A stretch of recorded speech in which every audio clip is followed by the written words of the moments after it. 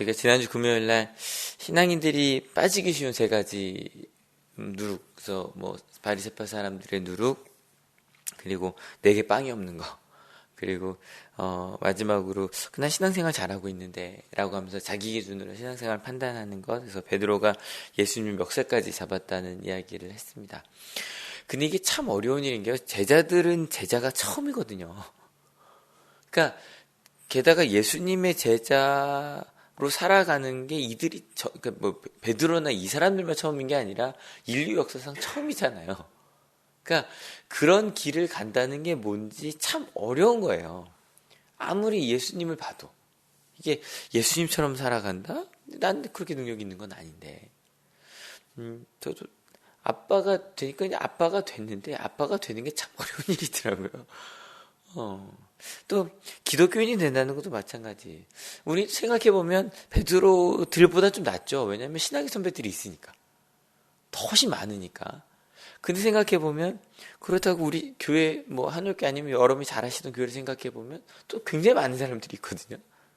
누굴 나의 역할 모델로 삼아 갈 거냐.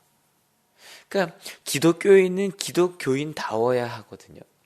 군인은 군인다워야 하고, 뭐 교사는 또 교사다워야 하고, 학생은 학생다워야 하고.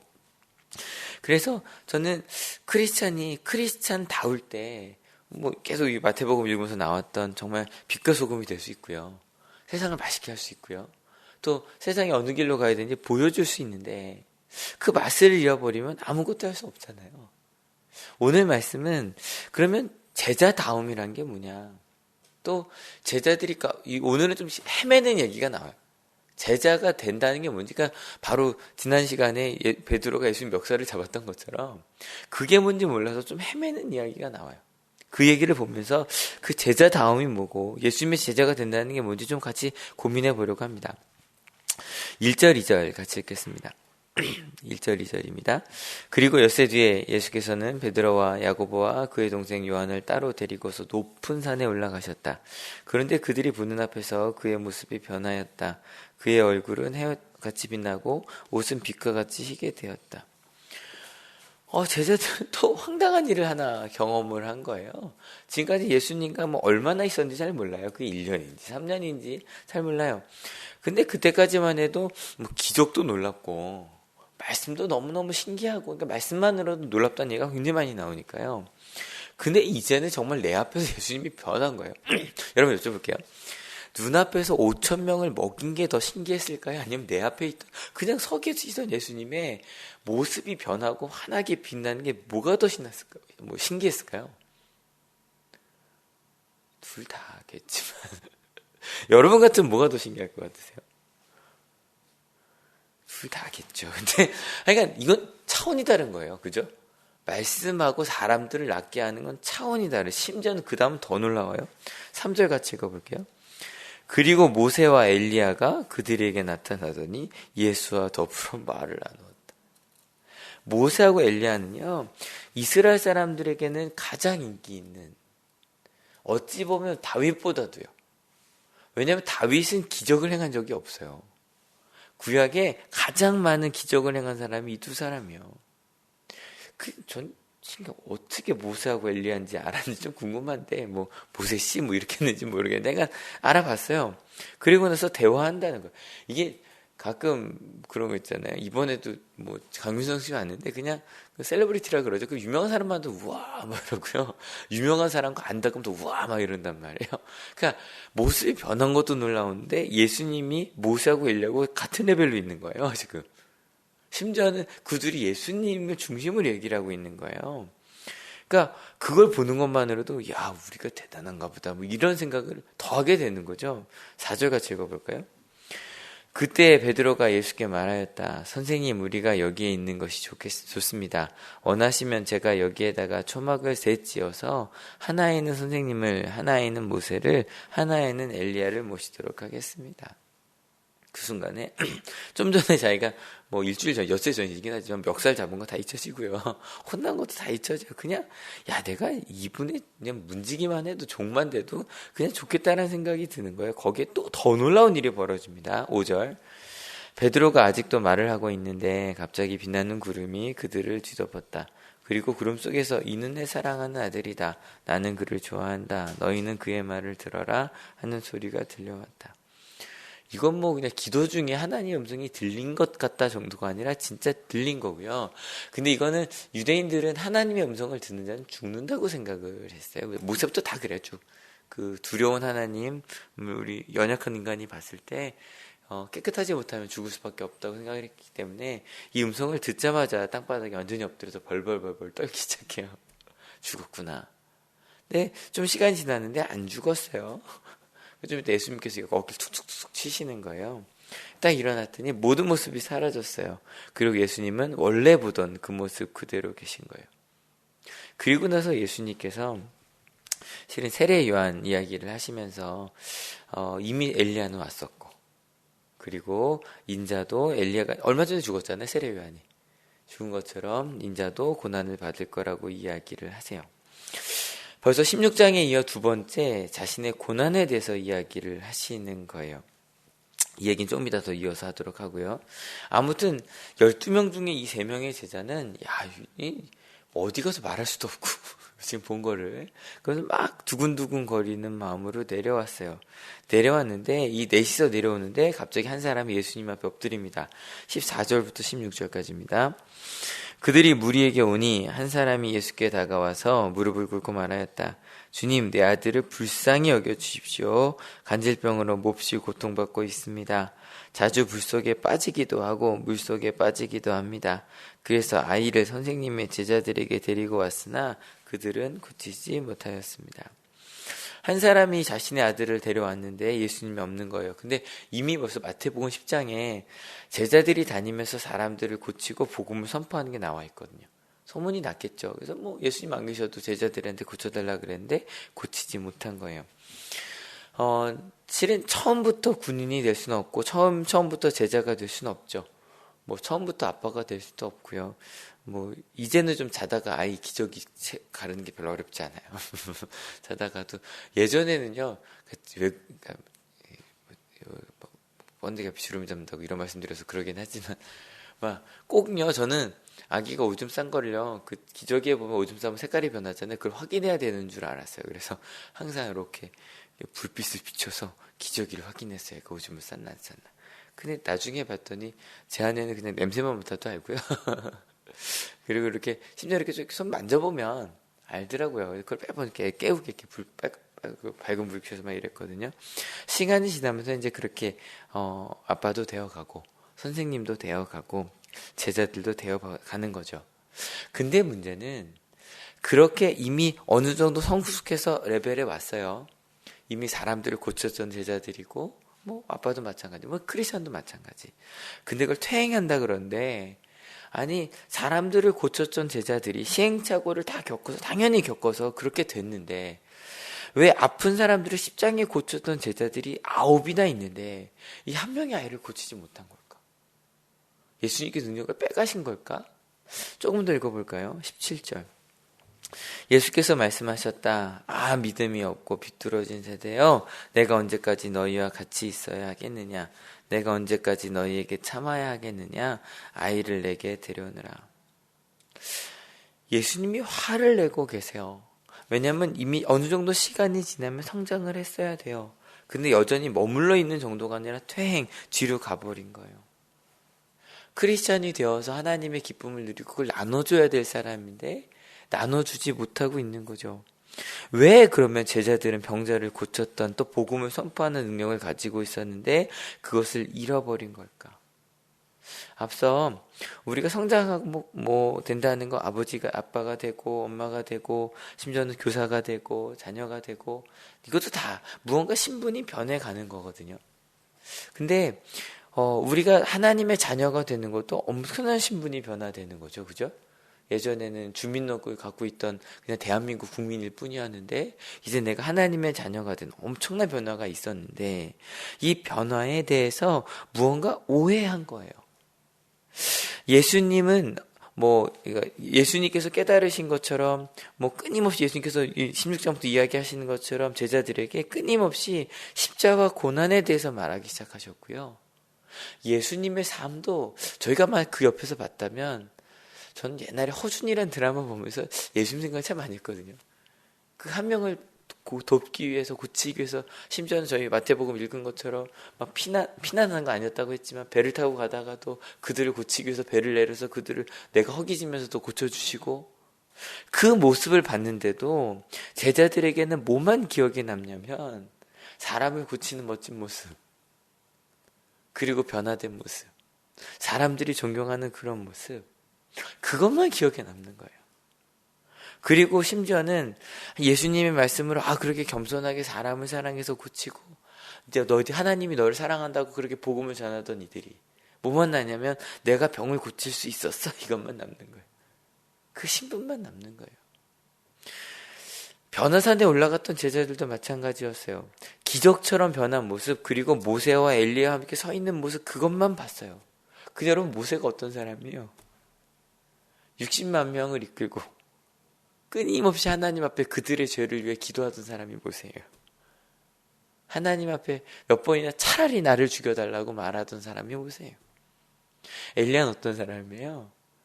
정말 북이스라엘 남유다가 다 하나님을 떠나서 아하방 때니까 가장 악하던 시대에, 심지어는 나밖에 안 남았나 싶을 정도로 하던 시대에 하나님의 종이 되어서 살던 사람이에요.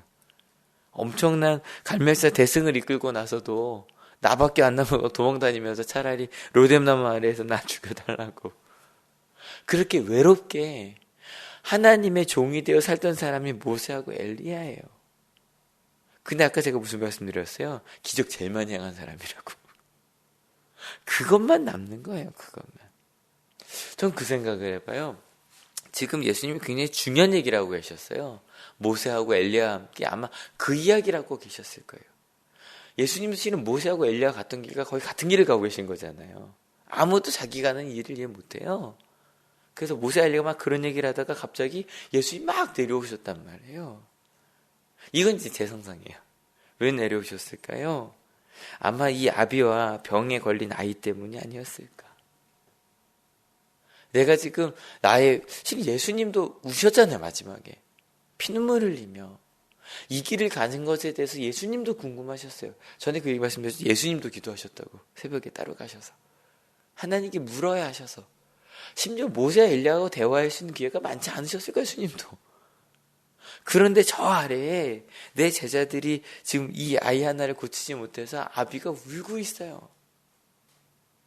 그걸 아시고 내려오신 거였어요. 크리스찬이 된다는 거 분명히 신분이 변화했는데 그 변화란 신분이 높임을 받고 존경을 받고 칭찬을 받고 기적을 행하는 것이 아니라 하나님의 자녀가 됐기 때문에 엄청 높아졌죠. 높아졌기 때문에 낮아질 수 있고 사랑할 수 있고 나눠질 수 있고 용서할 수 있는 거.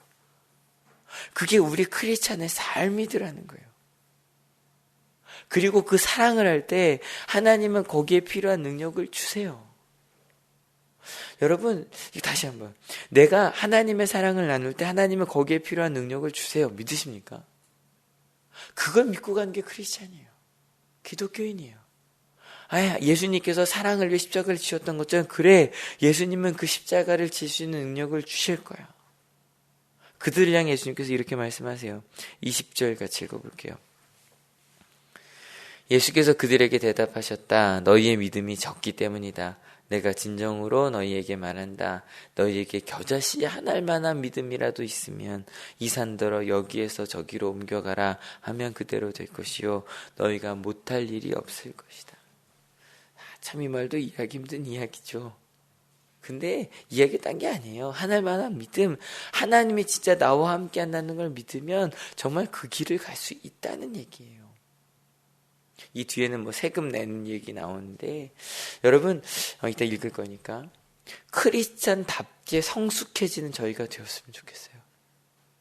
이 크리스찬 다움이라는 게 아까 베드로는 처음이니까 몰랐을 거다라고 얘기했지만 실은 저희들도 참 어려워요.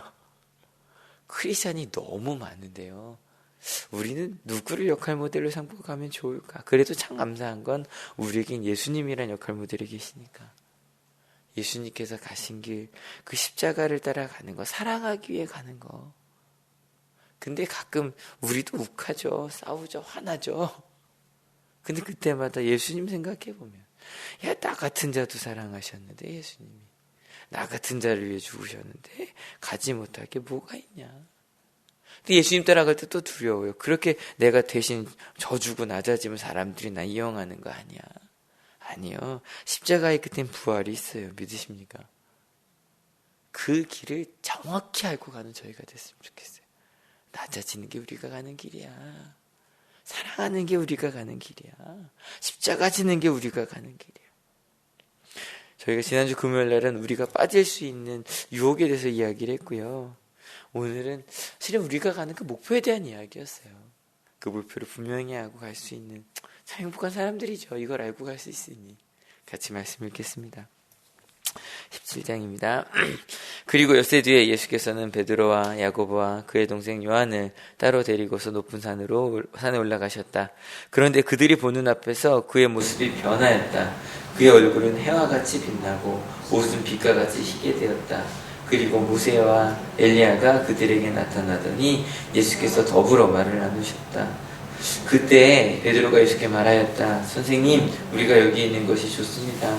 원하시면 제가 여기에다가 천막을 셋 지어서 하나에는 선생님을, 하나에는 모세를, 하나에는 엘리야를 모시도록 하겠습니다. 베드로가 아직도 말을 하고 있는데 갑자기 빛나는 구름이 그들을 뒤덮었다. 그리고 구름 속에서 이는 내 사랑하는 아들이다. 나는 그를 좋아한다. 너희는 그의 말을 들어라 하는 소리가 들려왔다. 제자들은 이 말을 듣고서 얼굴을 땅에 대고 엎드렸으며 몹시 두려워하였다. 예수께서 가까이 오셔서 그들에게 손을 대시고 말씀하셨다. 일어나거라, 두려워하지 말아라. 그들이 눈을 들어서 보니 예수밖에는 아무도 없었다. 그들이 산에서 내려올 때 예수께서 그들에게 명하셨다. 인자가 죽은 사람들 가운데서 살아날 때까지는 그 광명을 아무에게도 말하지 말아라. 제자들이 예수께 물었다. 그런데 율법학자들은 어찌하여 엘리야가 먼저 와야 한다고 합니까? 예수께서 대답하셨다. 확실히 엘리야가 와서 모든 것을 회복시킬 것이다. 내가 너에게 말한다. 엘리야는 이미 왔다. 그러나 사람들이 그를 알지 못하고 그를 함부로 대하였다. 인자도 그와 같이 그들에게 고난을 받을 것이다. 그제서야 비로소 제자들은 예수께서 세례자 요한을 두고 하신 말씀인 줄을 깨달았다. 그들이 무리에게 오니 한 사람이 예수께 다가와서 무릎을 꿇고 말하였다. 주님, 내 아들을 불쌍히 여겨주십시오. 간질병으로 몹시 고통받고 있습니다. 자주 물속에 빠지기도 하고 물속에 빠지기도 합니다. 그래서 아이를 선생님의 제자들에게 데리고 왔으나 그들은 고치지 못하였습니다. 예수께서 말씀하셨다. 아, 믿음이 없고 비뚤어진 세대여, 내가 언제까지 너희와 같이 있어야 하겠느냐? 내가 언제까지 너희에게 참아야 하겠느냐? 아이를 내게 데려오너라. 그리고 예수께서 귀신을 꾸짖으셨다. 그러자 귀신이 아이에게서 나가고 아이는 그 순간에 나았다. 그때 제자들이 따로 예수께 다가와서 물었다. 우린 어찌하여 귀신을 쫓아내지 못했습니까? 예수께서 그들에게 대답하셨다. 너희의 믿음이 적기 때문이다. 내가 진정으로 너희에게 말한다. 너희에게 겨자씨 하늘만한 믿음이라도 있으면 이 산더러 여기에서 저기로 옮겨가라 하면 그대로 될 것이요 너희가 못할 일이 없을 것이다. 제자들이 갈릴리에 모여 있을 때에 예수께서 그들에게 말씀하셨다. 인자가 곧 사람들의 손에 넘어갈 것이다. 사람들은 그를 죽일 것이다. 그런데 그는 사흘째 되는 날에 살아날 것이다. 그렇게 말씀하시니 그들은 몹시 슬퍼하였다. 그들이 가버나움에 이르렀을 때 성전세를 거두어 드리는 사람들이 베드로에게 다가와서 물었다. 여러분의 선생은 성전세를 바치지 않습니까? 베드로가 대답하였다. 바칩니다. 베드로가 집에 들어가니 예수께서 먼저 말씀을 꺼내셨다. 시몬아, 내 생각은 어떠냐? 세상 임금들이 관세나 주민세를 누구한테서 받아들이냐? 자기 자녀한테서냐? 아니면 남들한테서냐? 베드로가 대답하였다. 남들한테서입니다. 예수께서 다시 그에게 말씀하셨다. 그러면 자녀들은 면제받는다. 그러나 우리가 그들을 걸려 넘어지지 않도록 해야 하니 내가 바다로 가서 낚시를 던져 맨 먼저 올라오는 고기를 잡아서 그 입을 벌려보아라. 그러면 온전한 있을 것이다. 그것을 가져다가 나와 내 몫으로 그들에게 내어라. 아멘. 하나님, 예수님께서 가신 그 길, 그 십자가를 기다리는 사순절을 보내고 있습니다. 하나님, 어느 순간인가 예수님의 십자가가 우리를 향한 것이었음을 또 그 십자가가 우리가 가야 하는 길이었음을 잊고 사는 것을 다시 한번 깨닫게 하시니 감사합니다. 하나님의 자녀가 되었기 때문에 낮아질 수 있습니다. 하나님이 우리와 함께 하시기 때문에 용서할 수 있습니다. 하나님이 우리 아버지이시기 때문에 우리가 가진 것을 나눠줄 수 있습니다. 왜냐하면 우리에게 필요한 것은 하나님께서 채우실 것이고, 그리고 우리의 죄는 하나님께서 용서해 주실 것이고, 우리가 가는 길은 예수님께서 동행하여 주실 것이기 때문입니다. 하나님, 그 길을 알게 되었으니 그 길을 가는 저희들이 되게 하여 주시고, 특별히 우리 한올교회와 온양 한올중고등학교를 주님 축복하고 인도하여 주셔서 바로 이 하나님의 사랑만 우리의 자녀들에게, 또 우리들에게, 또 우리 믿음의 후예들에게 보여주고 느끼게 해줄 수 있는, 경험시켜 줄 수 있는 저희들이 될 수 있도록 주님 인도하여 주시옵소서. 특별히 하나님, 오늘 하늘고등학교 1학년 학생들이 오늘부터 처음으로 수업을 시작합니다. 그 수업 가운데 세상의 가치가 아니라 하나님의 가치를 보여준 우리 학교가 되게 하시고, 세상이 줄 세우는 그 학교가 아니라 하나님의 말씀으로 하나님의 가능성을, 하나님의 사랑을 느끼도록 전해주는 저희가 될 수 있도록 주님 인도하여 주시옵소서. 감사합니다. 예수 그리스도 이름으로 기도했습니다. 아멘. 하늘에 계신 우리 아버지여, 이름이 거룩히 여김을 받으시오며 나라의 마옵시며 뜻이 하늘에서 이룬 것 같이 땅에서도 이루어지이다. 오늘날 우리에게 일용할 양식을 주옵시고, 우리가 우리에게 죄 지은 자를 사하여 준 것 같이 우리의 죄를 사하여 주옵시고, 우리를 시험에 들게 하지 마옵시고 다만 악에서 구하옵소서. 되게 나라와 권세와 영광이 아버지께 영원히 있사옵나이다. 아멘.